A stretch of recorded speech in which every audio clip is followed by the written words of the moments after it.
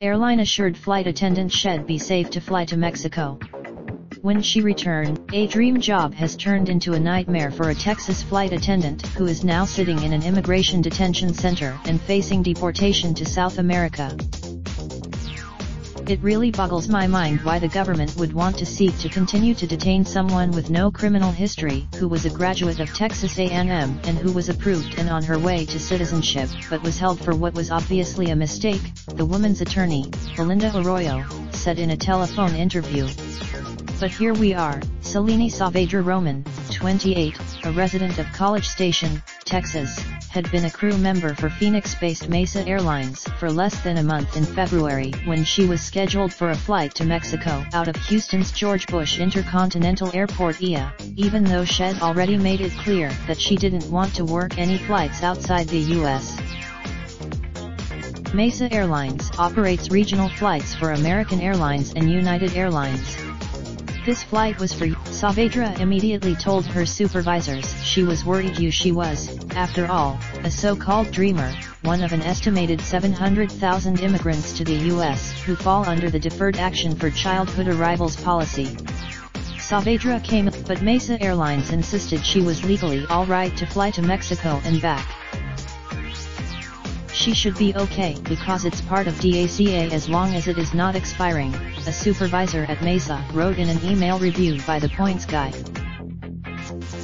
Saavedra's DACA status is good until November 2019, according to a Department of Homeland Security notice also seen by TPG. And though the legal according to her husband David Watkins, Saavedra agreed to work the flight because she was a new hire, still on probation at the airline and was afraid she might lose the job she'd just gotten. Saavedra flew to Mexico out of Houston on February 12, using a Peruvian passport, then got on a return flight for an immediate turnaround.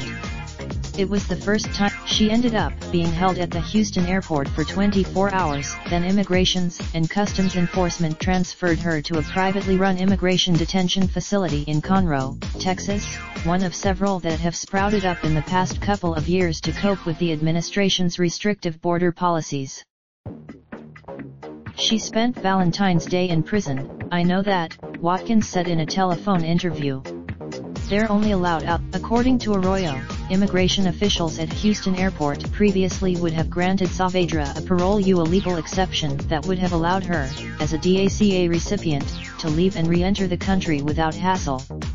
But because of but what is clear, her lawyer said, is that Mesa shouldn't have sent her out of the country, and that ICE has no real reason to keep her.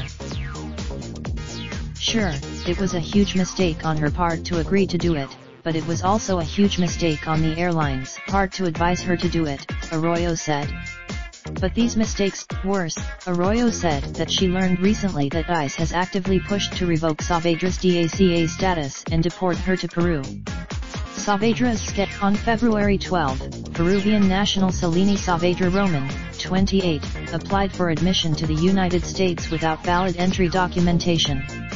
She was taken in. A statement from Mesa Airlines said that are aware of this situation and are working to better understand what happened.